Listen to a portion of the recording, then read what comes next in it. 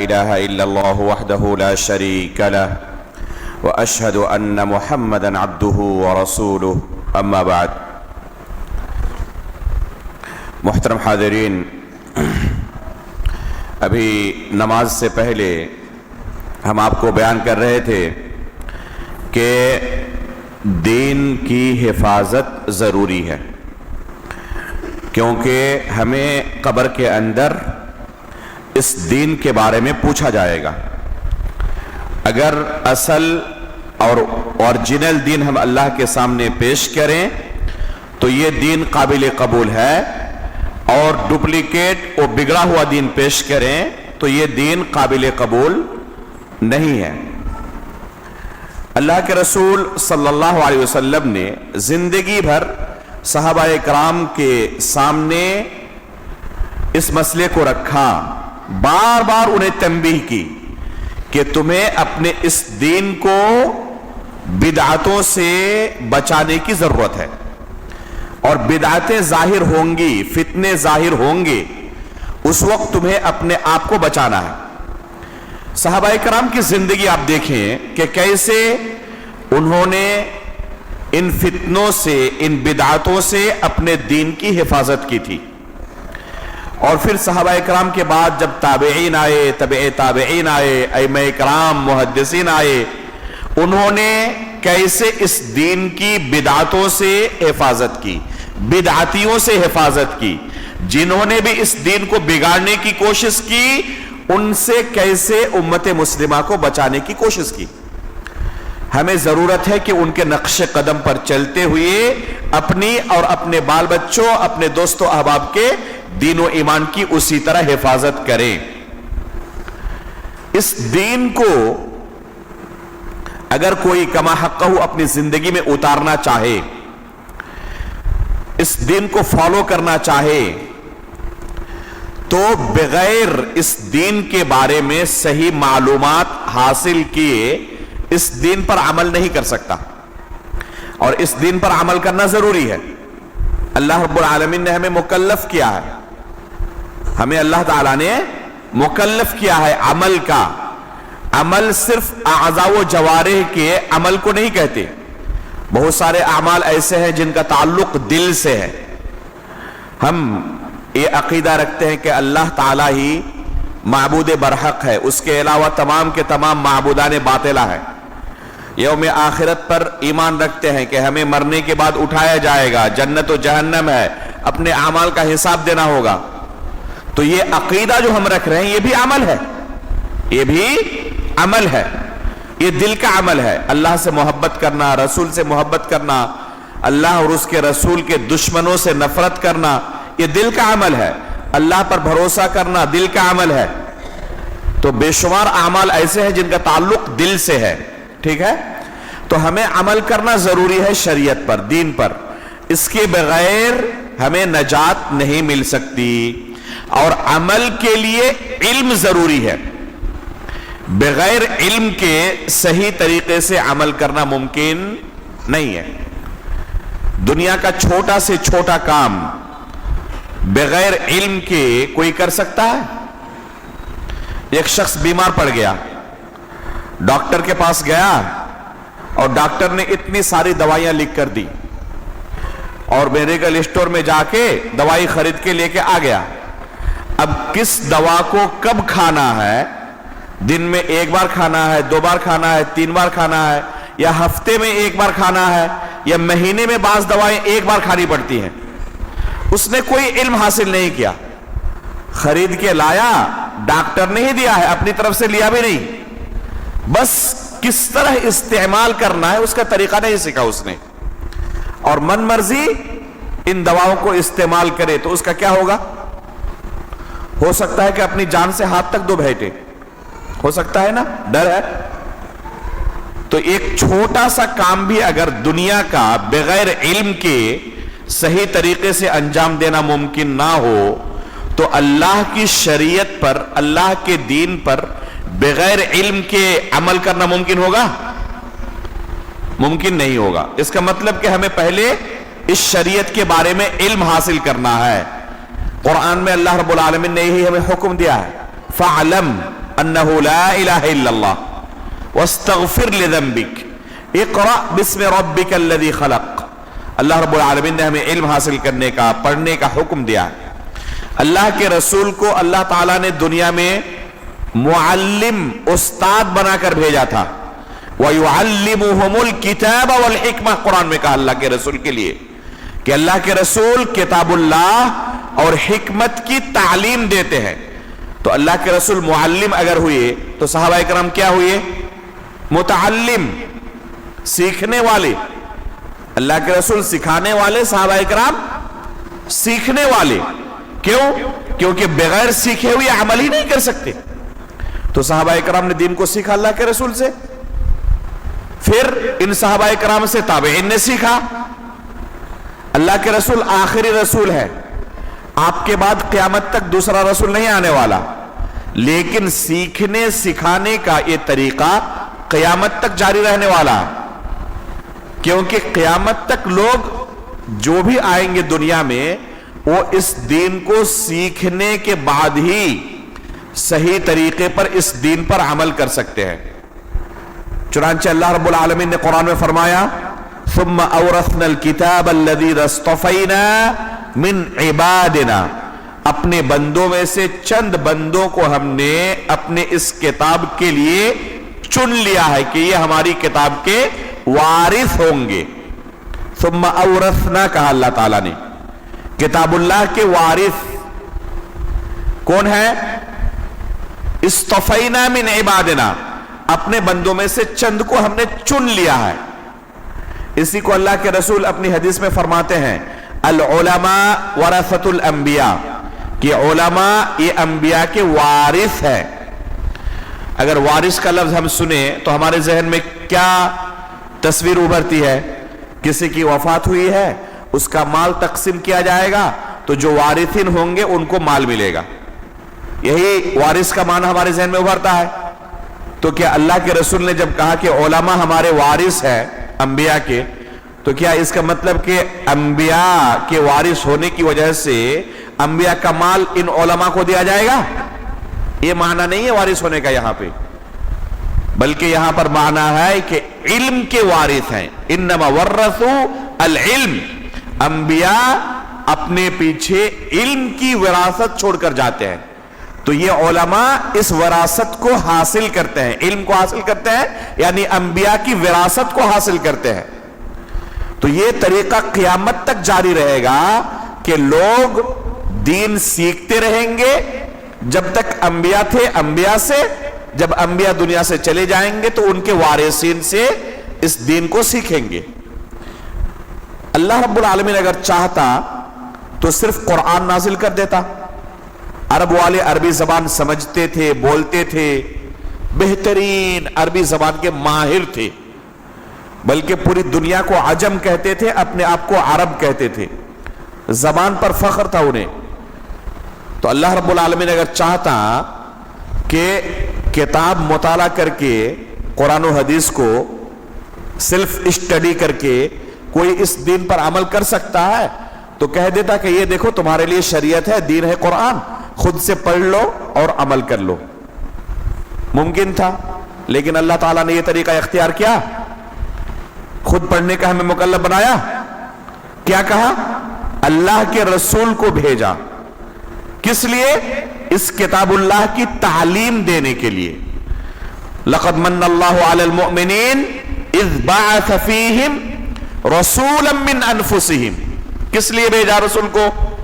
यतलू अलैहिम आयाति व युज़क्कीहिम व युअल्लिमुहुमुल किताब वल हिकमा। तो अल्लाह के रसूल को क्यों भेजा? ताकि लोगों को यह किताबुल्लाह सिखाएं, लोगों को तालीम दे कि इस तरीके पर अमल तुम करोगे तो अल्लाह की जन्नत मिलेगी। पता चला कि मुअल्लिम से सीखना जरूरी है शरीयत पर अमल करने के लिए। इसीलिए सहाबा इकराम अल्लाह के रसूल से सीखते थे आकर, अल्लाह के रसूल जिंदगी भर सिखाते रहे।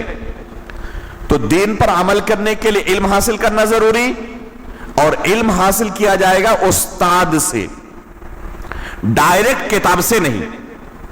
अल्लाह के रसूल फरमाते हैं सहाबा इकराम को, तस्माऊना व युस्माउ मिनकुम, وَيُسْمَعُ مِمَّنْ يَسْمَعُ مِنْكُمْ.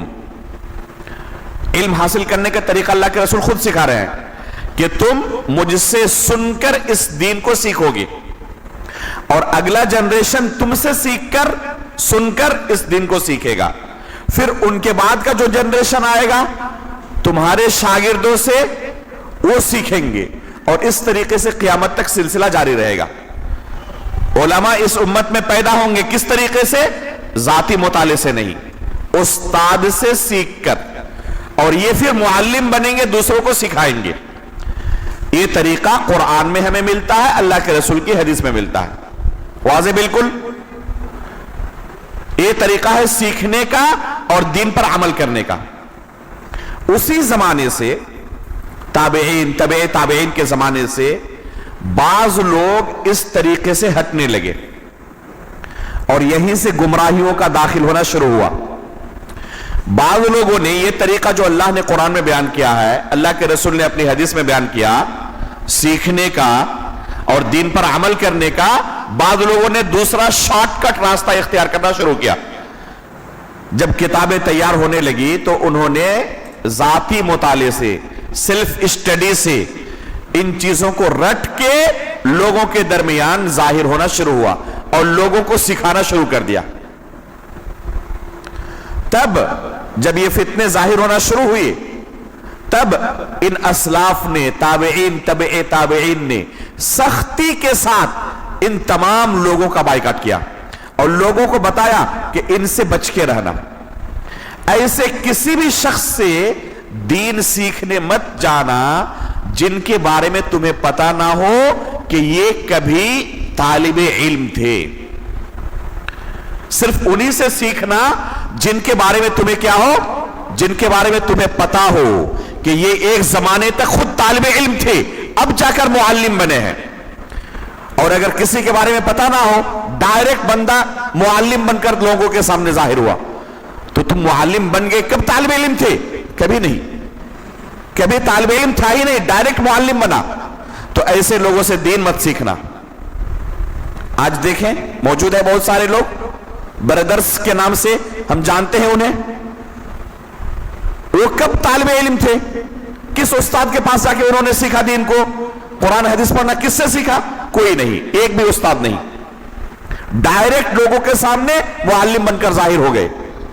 اس سے پہلے کبھی طالب علم تھے ہی نہیں. سلف کہتے تھے لا یؤخذ العلم الا عمن شہد له بالطلب.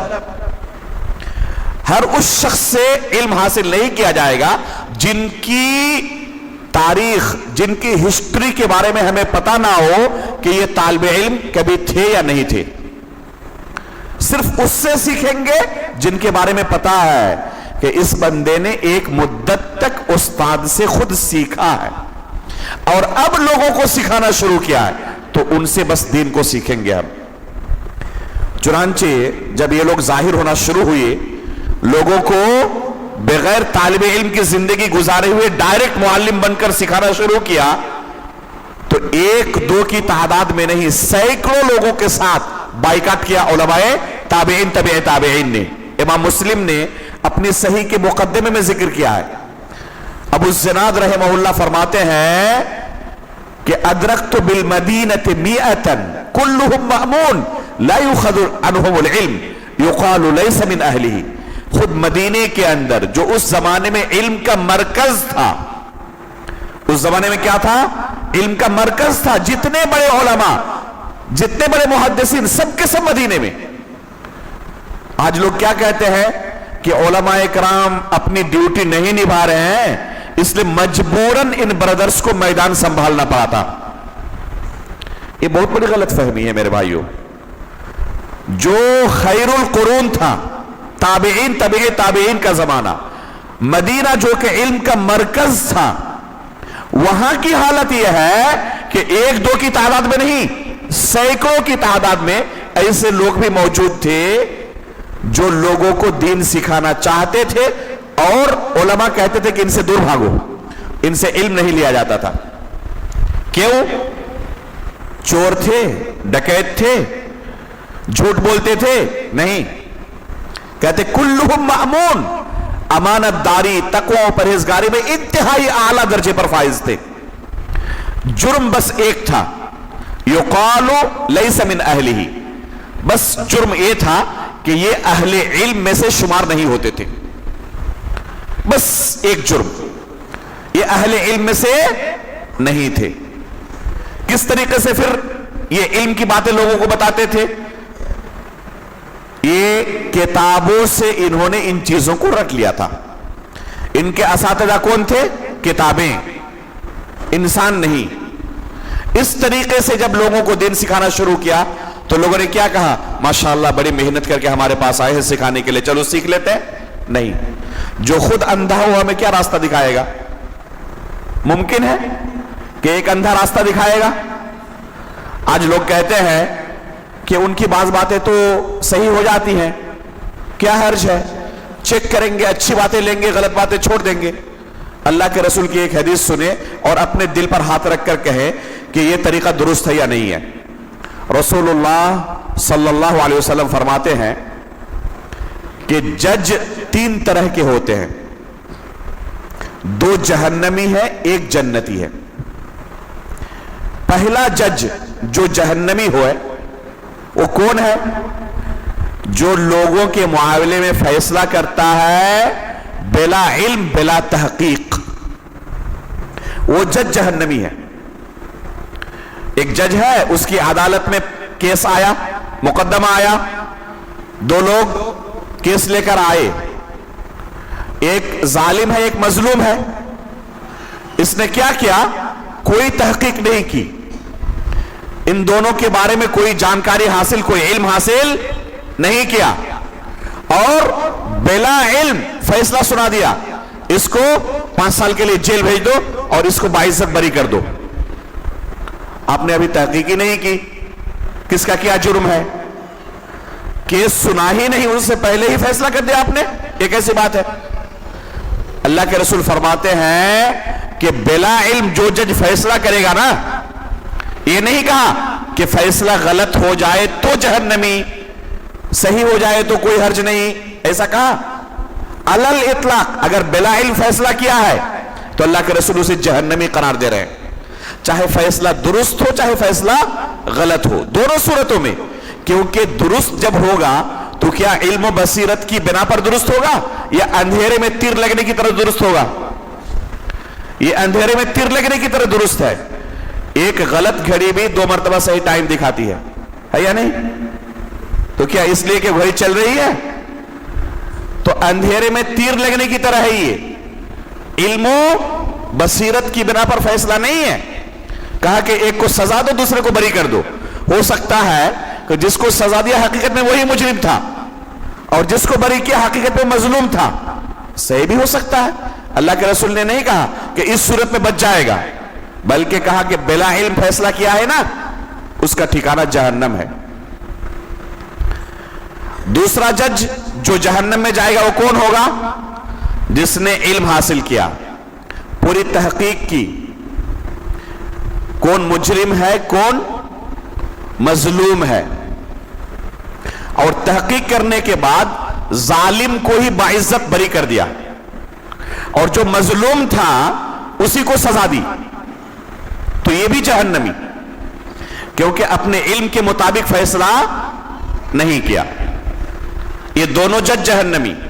एक जज होगा जो जन्नत में जाएगा, वो कौन है? वो जज जिसने तहकीक की, इल्म हासिल किया पहले और इल्म की बुनियाद पर फैसला सुनाया। यहां अल्लाह के रसूल ये नहीं कह रहे हैं कि फैसला दुरुस्त हो तो जन्नती, बल्कि इल्म की बुनियाद पर फैसला सुनाया ना, अगर गलत भी हो जाए तब भी जन्नती है, क्योंकि उन्होंने पहले इल्म हासिल किया है, अपनी तौर पर पूरी कोशिश की कि सही फैसला होना चाहिए, उसके बावजूद गलत हो गया, इंसान था। फर्क है दोनों में आसमान और जमीन का। यहां पर बिला इल्म जो फैसला सुना रहा है सही हो जाए तब भी जहन्नमी, और यहां पर इल्म बसीरत की बिना पर फैसला सुना रहा है, अगर सही हो तो अल्लाह के रसूल फरमाते हैं डबल अजर मिलेगा, गलत भी हो जाए तब भी एक अजर मिलेगा इज्तिहाद का। उसने कसदन गलत फैसला नहीं सुनाया है, पूरी मेहनत की थी अपनी तरफ से, फिर भी इंसान होने की वजह से गलती हो गई, तब भी उसको मेहनत का अजर मिलेगा। अब बताएं आप कि एक शख्स दुनिया के लोगों के मालो मता के बारे में बिला इल्म फैसला सुनाए, ये ज्यादा संगीन जुर्म है, या एक शख्स अल्लाह की शरीयत के बारे में बिला इल्म फैसला सुनाए वो ज्यादा संगीन है? दोनों में से कौन संगीन है? जो दुनिया के लोगों के माल मता के बारे में फैसला गलत सुनाए, बिला इल्म सुनाए, वो ज्यादा संगीन जुर्म कर रहा है, या जो अल्लाह की शरीयत को खिलवाड़ बना रहा है और बिला इल्म फैसला सुना रहा है, ये हराम, ये हलाल, ये वाजिब, ये मुस्तहब? दोनों में से कौन ज्यादा संगीन है? ये कहीं ज्यादा संगीन है, क्योंकि ये शरीयत के साथ बिला इल्म खिलवाड़ कर रहा है। अल्लाह रब्बुल आलमीन कुरान करीम के अंदर फरमाते हैं, कुल इन्नमा हर्रम रब्बी अल फवाहिश मा वहर मिन्हा व मा बतन वल इस्म वल बग़िया। देखें, एक तरफ से पूरी फहरिस्त कह दे अल्लाह के रसूल कि मेरे रब ने हराम करार दिया है। हर्रम रब्बी, किन चीजों को? अल फवाहिश, फहश और मुनकर चीजों को अल्लाह ने हराम करार दिया है। मा ज़हर मिन्हा व मा बतन, चाहे अलानिया हो चाहे खुफिया हो। वल इस्म वल बग़य बिग़ैरिल हक़ व अन तुश्रिकू बिल्लाह मा लम युनज़्ज़िल बिही सुल्ताना। और आखिर में कहा शिर्क के बाद व अन तक़ूलू अलल्लाहि मा ला तअलमून। अल्लामा बग़वी रहमहुल्लाह इस आयत की तफसीर में फरमाते हैं, ये आयत इस बात की दलील है कि लोगों को दीन के मसाइल वही शख्स बयान कर सकता है जिसके पास दीन का ठोस इल्म मौजूद है। उसके अलावा दूसरे के लिए हलाल ही नहीं, हराम है कि लोगों के सामने आकर अल्लाह का दीन बयान करें। अल्लामा इब्न क़य्यिम फरमाते हैं कि इस आयत में अल्लाह रब्बुल आलमीन ने गुनाहों को स्टेप बाय स्टेप बयान किया है। पहले छोटे गुनाह को, उसके बाद बड़े, उसके बाद बड़े, यहां तक कि आखिर में शिर्क को, और उसके बाद बिला इल्म अल्लाह के बारे में जबान खोलने को। इस आयत से इस्तेदलाल करते हुए अल्लामा इब्न क़य्यिम क्या फरमाते हैं कि किसी के पास इल्म नहीं है शरीयत का, कुरान पढ़ना नहीं जानता, हदीस उसके सामने खोलकर रख दे, पढ़ नहीं पाएगा। वो पढ़ नहीं पाएगा तो समझ पाएगा?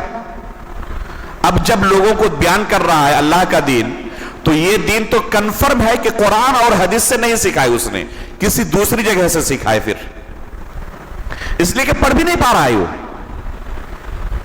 तो कुरान और हदीस का तो इल्म लोगों को नहीं दे रहा है, वो किसी दूसरी चीज का इल्म दे रहा है। ये अल्लामा इब्न क़य्यिम रहमहुल्लाह इस आयत से इस्तेदलाल करते हुए कहते हैं कि जो बिला इल्म लोगों को अल्लाह की बात बताए, शरीयत की बात बताए, वो शिर्क से भी बड़ा गुनाह कर रहा है, क्योंकि शरीयत तैयार कर रहा है बंदा। ये अल्लाह ने नाजिल नहीं की, अल्लाह ने जो शरीयत नाजिल की उसके बारे में उसे पता ही नहीं है, पढ़ भी नहीं सकता, वो मेहनत नहीं की कोई, और लोगों को शरीयत सिखा रहा है। तो ये जो सिखा रहा है वो कौन सी शरीयत है? कुरान और हदीस वाली? वो शरीयत तो नहीं सिखा रहा, कोई दूसरी शरीयत सिखा रहा है ये।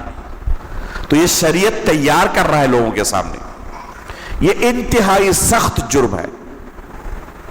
सलफ़ सालिहीन कहा करते थे, जैसे कि अल्लामा इब्नुल जौज़ी रहमहुल्लाह ने सराहत के साथ कहा कि ऐसे लोग सिर्फ खुद ये मुजरिम नहीं है जो लोगों को ये काम आकर करते हैं, यानी दीन सिखाते हैं बिला इल्म, बल्कि वो तमाम लोग जो इनको मौका देते हैं वो भी बराबर के मुजरिम हैं। किसी ने ऐलान निकाला, किसी ने स्टेज तैयार करके दिया, किसी ने यूट्यूब के अंदर उसके बयान को डाला, किसी ने फेसबुक में शेयर किया, लोगों तक इस जाहिल दाई की बात को पहुंचा रहा है। जितने लोग शरीक होंगे सब के सब मुजरिम हैं, क्योंकि ये सब के सब अल्लाह के दीन को बिगाड़ने में शरीक है। तो ये दीन उस सूरत में महफूज रह पाएगा जब इस दीन के जानने वाले लोगों को दीन सिखाएं और लोग उनसे दीन सीखें जो दीन को जानते हैं। और अगर यह तरीका इख्तियार ना करे तो यहीं से दीन का बिगड़ना शुरू होगा, और दीन की हिफाजत जरूरी है। तो इल्म हासिल करना जरूरी है, लेकिन किन से? जिनके पास हकीकत में किताब और सुन्नत का इल्म है। और कैसे पता चलेगा? तो पहली चीज यह है कि उसने उस्ताद के सामने एक लंबी मुद्दत गुजारी हो इस इल्म को सीखने के लिए, और उनके असातिज़ा ने उनके बारे में गवाही दी हो कि देखो इतने दिन तक इसने सीखा है, तो अब इसके पास इतनी सलाहियत आ गई है कि दूसरों को सिखा सकता।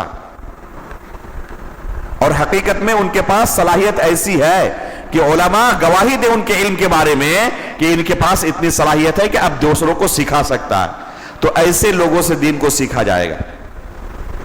दूसरी सिफत इस मुअल्लिम की यह होनी चाहिए कि यह सही दीन सिखाए, गलत दीन ना सिखाए।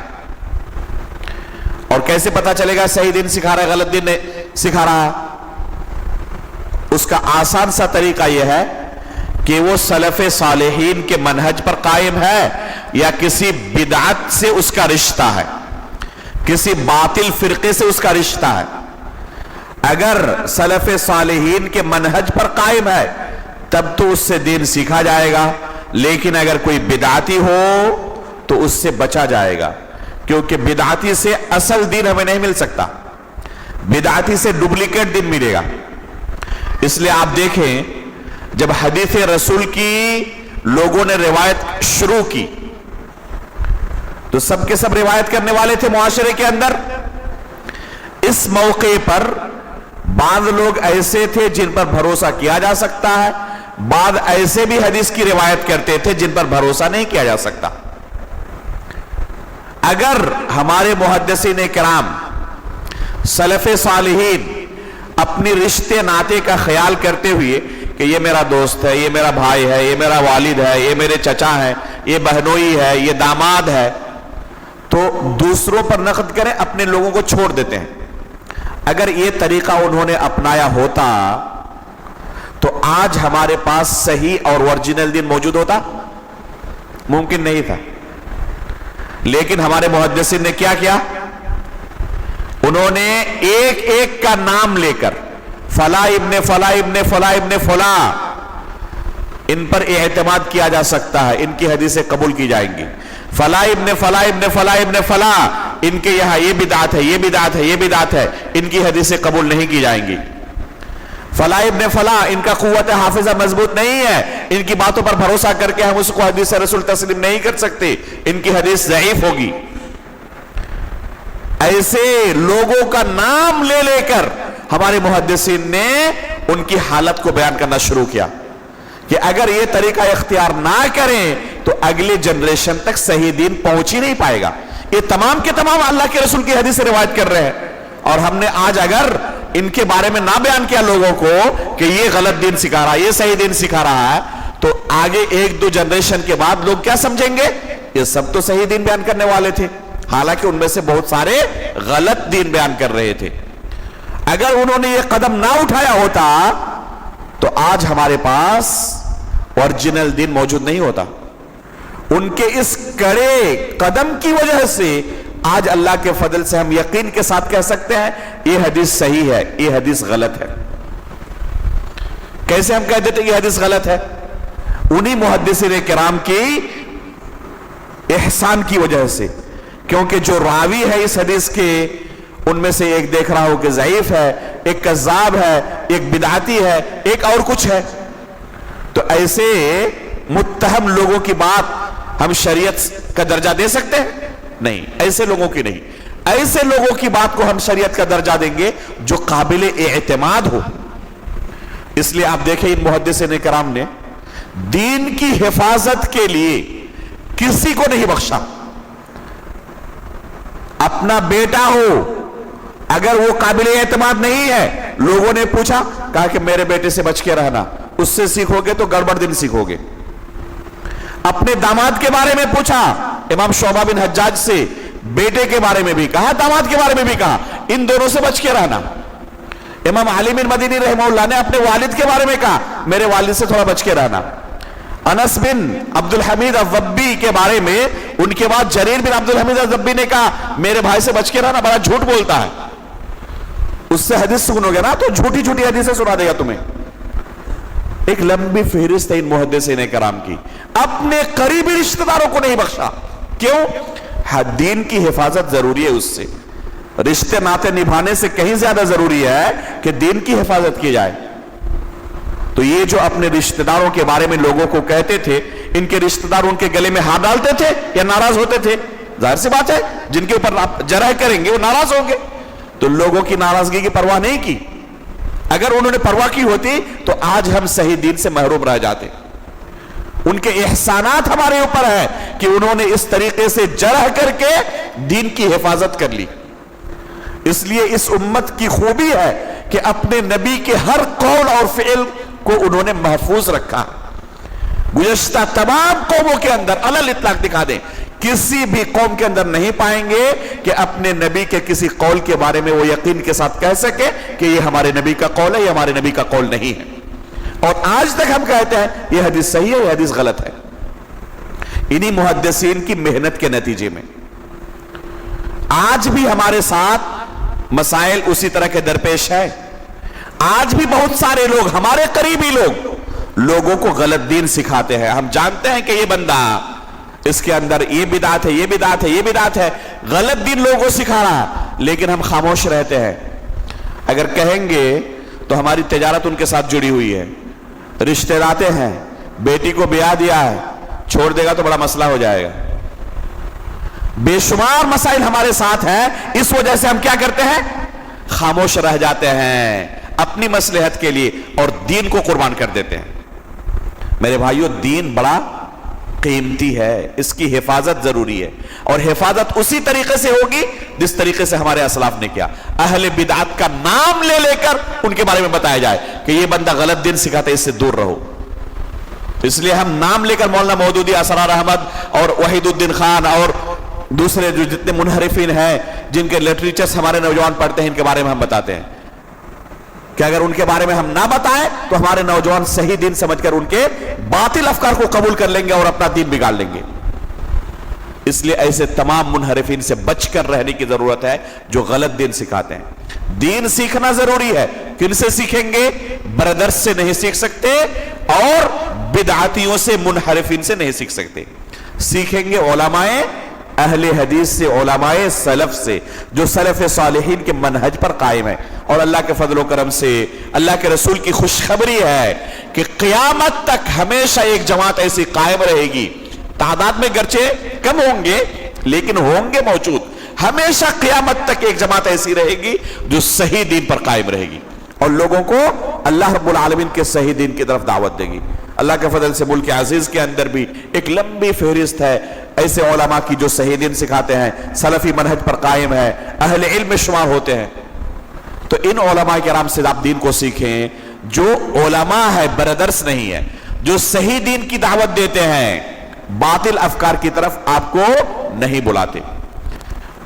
اس لیے جماعت اسلامی اور ان کے تمام لوگوں سے جڑے ہوئے لوگوں سے اپنے آپ کو اور اپنے بال بچوں کو بچائیں۔ ان سے دین سیکھنے جائیں گے، اوریجنل دین آپ کو نہیں ملے گا، ڈپلیکیٹ دین ملے گا۔ ہر قدم قدم پر دین کا جنازہ نکال کے رکھ دیا ہے اس جماعت نے۔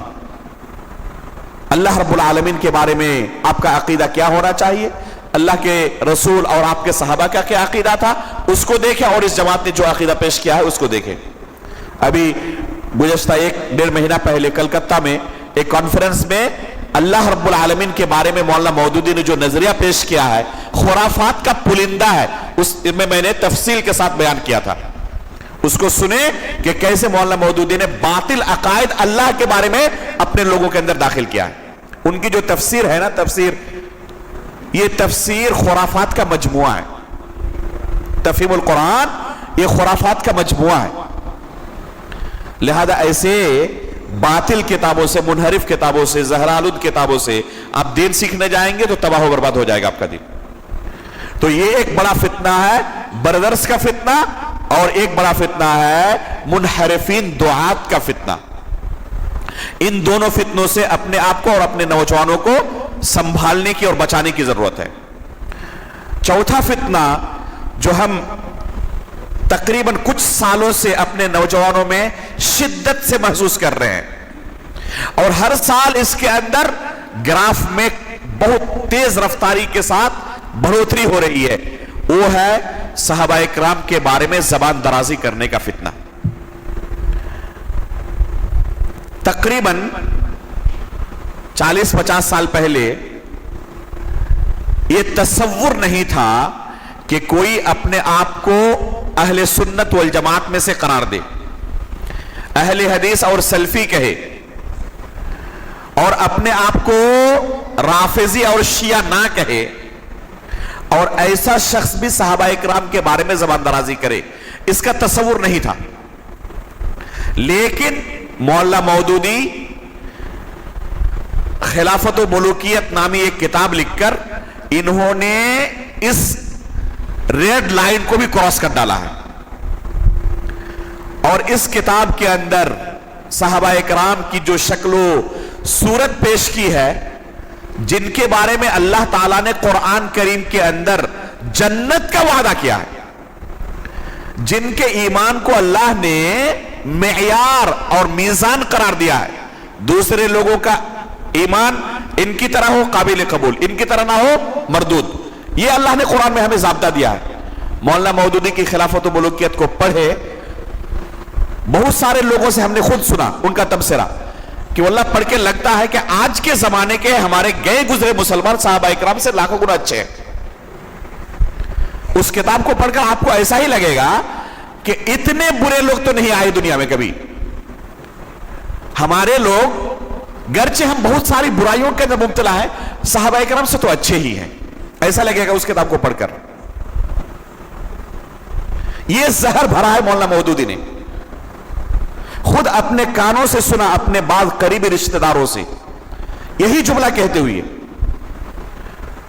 کہ بعض ایسی چیزیں ہم پڑھتے ہیں تو ایسا لگتا ہے ہمیں کہ ہمارے دور کے جو مسلمان ہیں چاہے لاکھ گئے گزرے ہوں صحابہ اکرام سے تو اچھے ہی ہیں۔ استغفر اللہ، سوچے کون سا زہر ڈالا ہے۔ حالانکہ قرآن ان کے بارے میں کیا کہتا ہے؟ اولئک الذین امتحن اللہ قلوبہم للتقوی، یہ صحابہ اکرام صرف ظاہر کے اعتبار سے نہیں، باطن کے اعتبار سے بھی اللہ ان کے بارے میں گواہی دے رہا ہے کہ اللہ رب العالمین نے ان کے دلوں کو جانچ لیا ہے، پرکھ لیا ہے کہ یہ متقی ہے، ان کے دلوں کے اندر تقوی ہے، اور ان کے بارے میں یہ تصویر پیش کی ہے، خصوصاً عثمان غنی رضی اللہ تعالیٰ عنہ کے بارے میں، معاویہ رضی اللہ تعالیٰ عنہ کے بارے میں، ابو سفیان رضی اللہ تعالیٰ عنہ کے بارے میں، عمرو بن عاص رضی اللہ تعالیٰ عنہ کے بارے میں، مغیرہ بن شعبہ رضی اللہ تعالیٰ عنہ کے بارے میں۔ ان بعض صحابہ اکرام کے تعلق سے ایسی تصویر پیش کی ہے کہ علامہ روح حافظ رونگٹے کھڑے ہو جائے۔ یہی لٹریچر آج ہمارے نوجوان پڑھتے ہیں، اور ان کے ذہن کے اندر یہی باطل افکار داخل ہوتے ہیں، اور ان صحابہ کرام کے تعلق سے ہونا یہ چاہیے تھا کہ ان کے دل محبت سے شرشار ہو۔ صحابہ کرام کے تعلق سے ان کے دل میں محبت تو دور کی بات، نفرت ہوتی ہے، بغض ہوتا ہے۔ ایک شخص خود میرے ساتھ فیس بک میں کمنٹ میں اعتراض کر رہا ہے اور کہہ رہا ہے کہ ابو سفیان اگر آپ کے نزدیک اتنے محبوب ہے تو ہم دعا کرتے ہیں کہ آخرت میں ابو سفیان کے ساتھ ہی آپ کا حشر ہو۔ ہم نے کہا کہ بہت خوش نصیبی کی بات ہوگی ہمارے لیے، ہم بھی دعا کرتے ہیں کہ اللہ رب العالمین کاش کہ ابو سفیان رضی اللہ تعالیٰ عنہ اور دوسرے صحابہ کرام کے ساتھ ہمارا حشر کرے۔ وہ کہتا ہے کہ ہم چاہتے ہیں کہ ابو طالب کے ساتھ ہمارا حشر ہو۔ کیوں؟ ابو طالب نے زندگی بھر اللہ کے رسول کی مدد کی، اور ابو سفیان نے زندگی بھر اللہ کے رسول کے ساتھ جنگیں کی۔ ابو طالب کی وفات کفر پر ہوئی، اور ابو سفیان رضی اللہ تعالیٰ عنہ وارضاہ کو اللہ رب العالمین نے اسلام کی دولت سے نوازا، اور وہ صحابی رسول ہوئے۔ اور ایک صحابی رسول کے بارے میں ان کے دلوں کے اندر اس قدر بغض ہے، کچے ذہن کے لوگ ان کے سامنے شبہات کو اس طرح پیش کرتے ہیں، ایک کچا ذہن فوراً قبول کر لیتا ہے، بات تو صحیح کہہ رہے ہیں۔ ایک نے زندگی بھر اللہ کے رسول کی مدد کی، دوسرے نے اللہ کے رسول کی مخالفت کی، اتنے صحابہ اکرام کو قتل کیا، تو ہمارا حشر ابو طالب کے ساتھ ہونا ہی زیادہ بہتر ہوگا۔ اس بندے کو پتا نہیں کہ ابو طالب کا حشر کیا ہوگا۔ اللہ کے رسول سے پوچھا گیا آپ کے چچا قیامت کے دن آپ ان کو کوئی فائدہ پہنچا پائیں گے؟ تو اللہ کے رسول نے کیا جواب دیا کہ میری وجہ سے جہنم کی 2 جوتیاں ان کو پہنائی جائیں گی، سب سے ہلکا عذاب دیا جائے گا، اور ان کی وجہ سے ان کا دماغ کھول رہا ہوگا۔ جہنم میں جائیں گے، جنت میں نہیں، کیونکہ توحید پر وفات نہیں ہوئی ہے۔ اور ایک بندہ اپنے لیے خود دعا کر رہا ہے جہنم میں جانے کا۔ یہ زہر بھرا ہے مولانا مودودیہ اور ان کے ہم نواؤں نے۔ ایک انجینئر علی مرزا موجود ہے، مولانا کا شاگرد، اور ایک ہمارے ملک میں چند سالوں سے شروع ہوا ہے، جانتا ہے کون ہے؟ مولانا سلمان ندوی۔ ایسا محسوس ہوتا ہے کہ یہ بندہ تمام لوگوں کا ریکارڈ توڑنے پر آمادہ ہو چکا ہے کہ میں سب کا ریکارڈ توڑوں گا، یہاں تک کہ کبھی کبھی ایسا لگتا ہے کہ روافض اور شیعہ بھی ان کے سامنے پانی پیتے ہوں گے۔ روافض اور شیعہ بھی کہتے ہوں گے کہ ہم بھی اس لیول تک نہیں پہنچ سکے جس لیول پر یہ بندہ پہنچنا چاہتا ہے۔ ایسی ایسی گالیاں صحابہ اکرام کوئی بندہ دیتا ہے کہ نقل کرنے میں بھی روح کانپ جائے۔ اور کتنے لوگ ہیں ہمارے جو ان کو علامہ اور پتہ نہیں کیا کیا کہتے ہیں۔ تو ایسے لوگوں سے آپ دین سیکھیں گے تو صحیح دین آپ کو ملے گا، دنیا و آخرت تباہ و برباد ہو جائے گی۔ اس لیے میرے بھائیوں، ان صحابہ اکرام کے بارے میں ہمارا کیا عقیدہ اور نظریہ ہونا چاہیے، تفصیل کے ساتھ سیکھیں۔ ممبئی میں میرا ایک سلسلہ درس شروع ہوا ہے، اب تک 5 دروس ہو چکے ہیں، 1 گھنٹے کا ایک درس ہوتا ہے۔ عظمت صحابہ سیریز، عظمت صحابہ سیریز کا ایک میرا سیریز شروع ہوا ہے، 5 الحمدللہ دروس ہو چکے ہیں اور تفصیل سے چلنے والا ہے۔ یہ ضرور اس درس کو سنیں، اس سیریز کو سنیں، تاکہ صحابہ اکرام کی عظمت آپ کے دلوں میں بیٹھ جائے، صحابہ اکرام کی محبت آپ کے دلوں میں بیٹھ جائے۔ یہ آپ کے لیے سب سے بڑا سرمایہ ہوگا اللہ رب العالمین کے پاس۔ امام مالک رحمہ اللہ فرماتے ہیں کہ ہمارے جو اسلاف تھے نا، وہ ابو بکر و عمر کی محبت اسی طرح سکھاتے تھے جیسے بچوں کو قرآن پڑھنا سکھاتے تھے۔ قرآن کی صورتیں جیسے سکھاتے، آپ نا بچہ پڑھ نہیں پاتا ہے، غلط پڑھتا ہے، زبر کو زیر پڑھتا ہے، آپ چھوڑ دیتے ہیں؟ نہیں چھوڑتے، لگے رہتے ہیں، نہیں بیٹا اس طرح پڑھو، اس طرح پڑھو، اس طرح پڑھو، کئی مہینے تک ایک آیت کو آپ سدھارتے ہیں نا۔ امام مالک کہتے ہیں کہ ہمارے اسلاف جو تھے، تابعین، صحابہ اکرام، یہ ابو بکر و عمر کی محبت اسی طرح سکھاتے اپنے بچوں کو جس طرح سے قرآن کی صورتیں سکھاتے تھے۔ آج اپنے بچوں سے پوچھ لیں، نام بھی نہیں بتا پائیں گے صحابہ اکرام کا۔ یہ ہماری غفلت ہے، تو ضرورت ہے کہ اس باب میں ہم آگے بڑھیں اور صحابہ اکرام کی محبت اپنے دلوں میں جاگوزی کریں۔ وقت کافی زیادہ ہو چکا ہے، اسی پر ہم بس کرتے ہیں۔